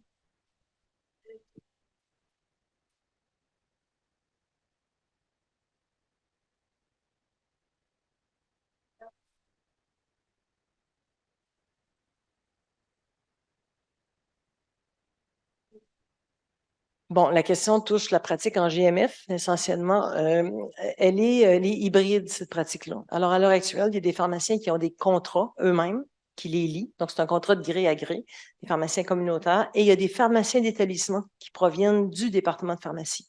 Fait qu'il y a vraiment un mélange des deux en ce moment. Pour ce qui est des pharmaciens d'établissement, donc, ça peut être des gens qui ont la maîtrise ou non. Par contre, dans la perspective dans laquelle on se place, là, celle où on ferait reconnaître éventuellement une spécialisation, on ne pense pas que dans les GMF, sauf les GMF universitaires, mais on ne pense pas que les GMF vont requérir des pharmaciens qui vont avoir une maîtrise.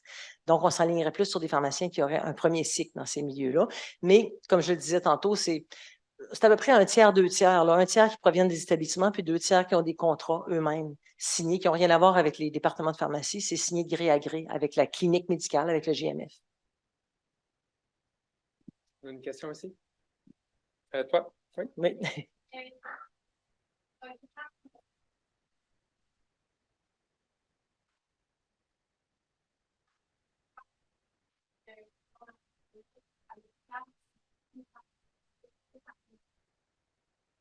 C'est vraiment une bonne question. Ça, c'est les programmes qui sont développés aux deux endroits, les deux facultés en ont. Oui, des programmes de troisième cycle qui suivent. Donc, normalement, l'exigence, c'est la maîtrise en pharmacothérapie avancée. Ensuite, on fait ce programme-là. C'est des programmes qui s'inscrivent aussi dans la vision de développement dont je parlais tantôt. C'est-à-dire que l'idéal, ce serait qu'on puisse faire reconnaître la spécialisation sur le programme de maîtrise en pharmacothérapie avancée et ensuite, on arrive à faire reconnaître aussi cette spécialisation-là. Donc, les programmes sont déjà installés, ça continue il va finir par y avoir du monde là, tranquillement là-dedans. C'est difficile à développer pour les facultés, mais c'est vraiment dans une perspective de reconnaître des spécialistes dans ces milieux-là. On a déjà en pratique des gens qui se spécialisent, mais l'idée, c'est d'aller chercher vraiment une formation académique avec un diplôme qui permettrait, parce qu'au Québec, quand on veut être reconnu comme spécialiste, ça prend un diplôme. Donc, ça prend vraiment quelque chose qui est accrédité, là, qui vient d'une université. Alors, c'est ça l'intérêt de ces programmes-là, c'est que ça permet déjà de mettre la table vers une pratique qui sera encore plus spécialisée. Mais aujourd'hui, si on parle aujourd'hui, là, un pharmacien qui sortirait du DEPA, c'est comme ça qu'il s'appelle, à Montréal, alors le diplôme d'études professionnelles approfondies, je disais avancé, approfondi, mettons dans le secteur de l'oncologie, pour dire quelque chose. Tu veux dire quelque chose, je dis? Je vais te le passer le micro après. Donc, en onco, aurait une pratique en oncologie, probablement encore plus poussée, peut-être un peu comme les gens qui font des boards. Il y a des gens qui font aux États-Unis, il y a un board de spécialité qui existe où tu étudies et tu fais un examen. Ce n'est pas comme passer une année de résidence, mais c'est quand même quelque chose qui pousse tes connaissances plus loin. Donc, ça te permet d'être mieux formé. Mais en ce moment, les gens ont quand même la même entente de travail, le même titre d'emploi. Ils sont tous pharmaciens, ils ont tous le même salaire, qu'ils aient ou non cette formation-là. Dans notre vision à nous, ce serait de faire reconnaître ces individus-là, un peu comme en médecine, ça s'est développé pendant des années. Hein. Ça a commencé, on peut penser à la médecine interne, puis après ça, plusieurs spécialités se sont ajoutées. C'est un peu comme ça qu'on le voit. Une espèce de spécialisation large qui ressemblerait à la médecine interne, qui serait la pharmacothérapie avancée, puis après ça, d'autres types de spécialisations qui s'ajouteraient. Mais j'envoie le micro à notre doyenne de Laval, qui veut dire un mot. Je voulais juste dire un petit mot. À Québec, c'est le DP3-SPS, donc le diplôme de troisième cycle spécialisé en pharmacie. On a 2 étudiantes qui ont commencé ce programme-là, puis on a différentes spécialités. Donc, effectivement, versus la maîtrise où on va faire plusieurs rotations dans plusieurs domaines. Là, on en a une qui a pris la branche santé mentale. Fait qu'elle, tout son diplôme va être axé là-dessus, puis il y a un volet qui est beaucoup clinique, donc on pousse un petit peu plus loin au niveau de la clinique, mais aussi au niveau de la recherche. Puis cette personne-là vient d'un certain établissement de santé, puis son établissement de santé l'a mandaté pour aller se former un petit peu plus, fait que ça va devenir une leader dans son domaine. Elle s'est prévu qu'elle retourne à son établissement de santé après. Puis pour spécifiquement le DP3-SPS, nous, on a fait un volet aussi international où ils vont avoir à faire une portion de leur résidence dans un domaine de spécialité à l'international. L'autre candidate qu'on a est en radiopharmacie, puis encore là, elle est très attendue dans son milieu aussi, fait qu'au terme de ça, elle va être la seule de son milieu à avoir cette formation-là. Fait qu'on en a 2 présentement. C'est cool, hein? C'est cool, c'est de la vision d'avenir. Mais t'en as encore ici. Je pose la question.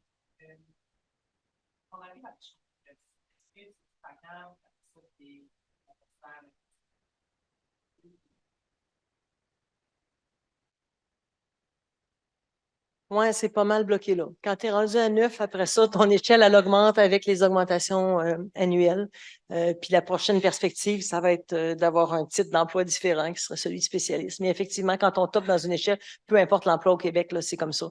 Tu arrives au maximum, tu es au maximum, puis après ça, c'est indexé selon ce qui est négocié.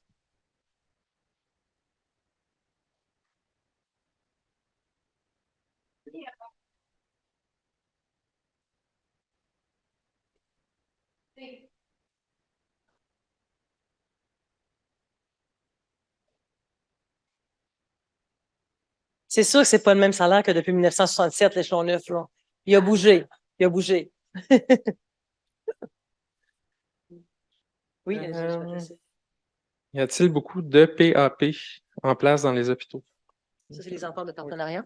Selon les chiffres de l'ordre des pharmaciens, on était à un peu plus de 50% des pharmaciens qui avaient en établissement qui avaient déclaré faire partie d'une entente de partenariat. Alors, je pense que c'est en progression. Nous, on le promeut énormément, puis on a fait beaucoup de modèles de pratique qui permettent de créer ces ententes-là. Ce que ça fait, là, si c'est pas clair pour tout le monde, c'est que ça permet une pratique plus autonome en vertu de des dernières modifications à la loi sur la pharmacie. Donc, on est en mesure de prendre en charge, de prescrire, de modifier des doses de manière autonome lorsqu'on a signé cette entente-là de partenariat avec les prescripteurs, que sont les médecins ou les IPS. Est-ce qu'on va rendre disponible le PowerPoint de la présentation? Assurément. Je vais vous en parler tout à l'heure. Il y a un microsite là, sur le site de l'APES, Devenir pharmacien. Vous allez pouvoir revoir la vidéo de ce soir, mais aussi plein de documents et les présentations de nos conférenciers. D'ailleurs, le lien est dans le chat Zoom, le clavardage. Est-ce qu'on peut savoir quelle prime est associée à quelle région? Mais tout est public. Oui, mais ça, c'est un peu compliqué. Mais c'est compliqué. Oui, c'est un peu compliqué, mais généralement, il n'y a rien dans vraiment les régions urbaines, là. Montréal, Maurice-Centre-du-Québec, Québec, Sherbrooke, Estrie, il n'y a rien. Alors, c'est Côte-Nord, Abitibi, Outaouais, Gaspésie, Bas-Saint-Laurent, Île-de-la-Madeleine. Ça, c'est généralement un peu dans Chaudière-Appalaches aussi. C'est généralement des primes qui tournent entre 15 et 30 %. Donc, en gros, c'est ça. Ça varie un peu, là. Je ne peux pas faire tout l'inventaire de chacune des installations, mais il y a des régions où c'est, dans la même région, ça va de 10 à 30 %, comme en Outaouais, par exemple. C'est 10 à Gatineau, mais c'est 30 à Maniwaki. Alors, ça dépend un peu. Mais en gros, il n'y a vraiment rien en ville, mais encore en ville. Gatineau, c'est pas une petite ville, là, puis ils ont quand même 10 %. Alors, ça dépend vraiment des milieux.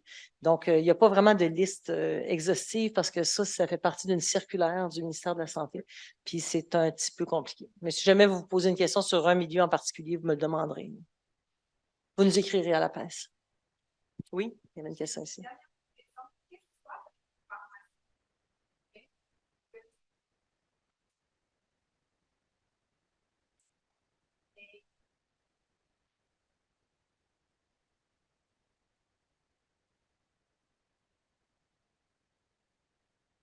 Ben, il y en a déjà des gens qui font la maîtrise et qui retournent au Nouveau-Brunswick. Oui, mais à ce moment-là, c'est un passage, étant pas salarié, de toute façon, il n'y a pas d'implication par rapport au régime de retraite et tout ça. Fait que c'est un passage comme membre résident pour nous à l'association durant cette année-là.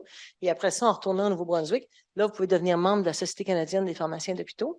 Et là, ça vous donne accès à un statut de membre associé dans notre organisation parce qu'on a fait un partenariat avec la SCPH et pour les gens qui sont francophones hors Québec.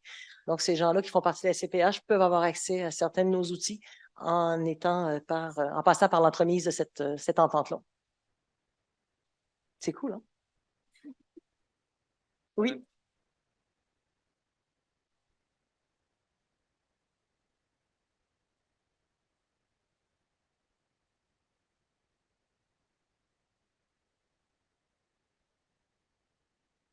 Non.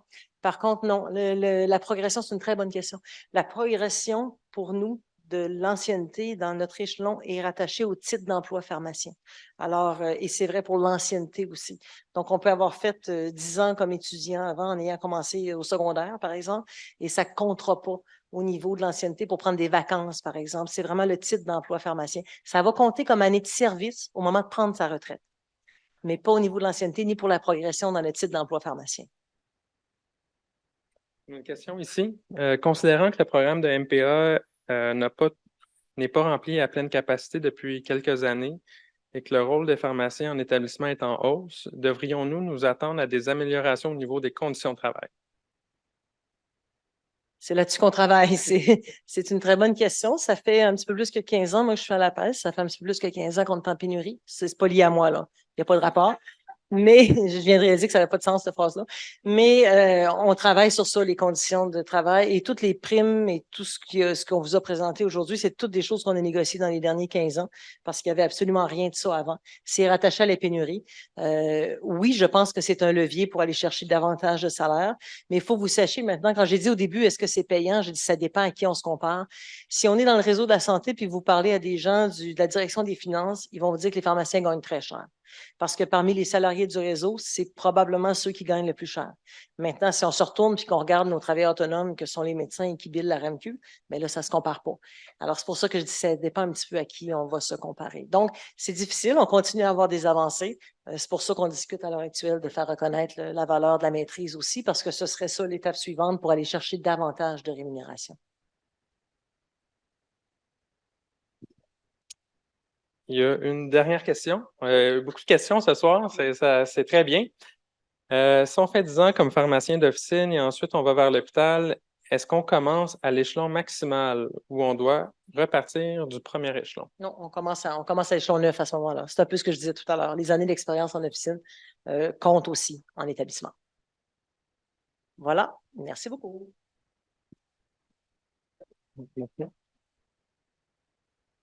Ben, écoutez, je tiens à remercier nos conférenciers, Émilie, Hugo, Linda, puis Julie pour son mot d'ouverture. Je vais vous inviter à vraiment remplir le questionnaire d'appréciation que vous allez revoir pour les gens qui sont sur place par courriel et les gens à distance, à la maison, vous devriez recevoir ça dans le clavardage Zoom. C'est vraiment important pour nous pour donner un événement, les prochains événements qui vont vous toucher, qui vont connecter avec vous. Alors, on s'améliore d'année en année. On a parlé brièvement, le microsite Devenir pharmacien en établissement de santé. Le lien a été partagé dans le clavardage. Il est facilement reconnaissable sur le site de l'APES, pardon. Au côté droit de la page d'accueil, vous allez le voir, là, ça va vous sauter aux yeux. Vous allez voir plein de compléments d'information, des capsules vidéo, les présentations de ce soir, la captation vidéo de ce soir. Partagez à vos amis, à vos collègues. C'est vraiment important qu'on offre notre vision de la pharmacie d'établissement pour le plus de gens possible. Peut-être que ça va aider à donner plus de soins à la population si une personne, c'est déjà beaucoup pour le réseau. Et vous allez aussi avoir, important, vous allez avoir aussi le lien pour vous inscrire à la deuxième partie de notre colloque. Pour les gens qui sont à Québec à distance, ben, il est encore temps de vous inscrire. Puis vous allez avoir aussi le lien pour les gens de Montréal vous connecter à distance. C'est la semaine prochaine, le 28 septembre, aux mêmes heures, que vous allez pouvoir assister à la deuxième partie du colloque où plusieurs questions qui ont été posées ce soir vont être répondues. Et vraiment, je vous invite à participer, ça va être super intéressant. Vous allez voir l'expérience des résidents en pharmacie et les directeurs de programme qui vont vous parler, les directrices, oui, qui vont vous parler les deux universités qui vont vous expliquer vraiment la démarche du résident en pharmacie. Je vais mettre fin à la web diffusion. Pour les gens qui sont sur place, bien, écoutez, vous avez toute une délégation de pharmaciens qui va être avec vous. On va commencer avec nos deux résidentes de l'Université de Montréal, qui est Emma là-bas, et ensuite Elisabeth Leblanc, qui une résidente de Sainte-Justine et du CHUM qui est avec nous. Ensuite, ben, on a nos co-directrices de programme de la MPA à l'Université de Montréal, donc Marie-France Beauchesne et Pascal Meunier. Nous avons notre délégation de Québec avec Karine Cloutier, qui est la directrice de programme de la MPA à Québec, et la doyenne Julie Méthode. Donc, vraiment, merci d'être là. Oui, Julie Fortier, excusez. Et ben, je suis là, Hugo est là, Émilie est là, Linda est là, Julie est là. Donc, venez nous poser vos questions, ça va nous faire plaisir de vous répondre et peut-être de vous donner le goût de faire votre maîtrise. Fait que merci, puis à la semaine prochaine pour les gens qui vont assister.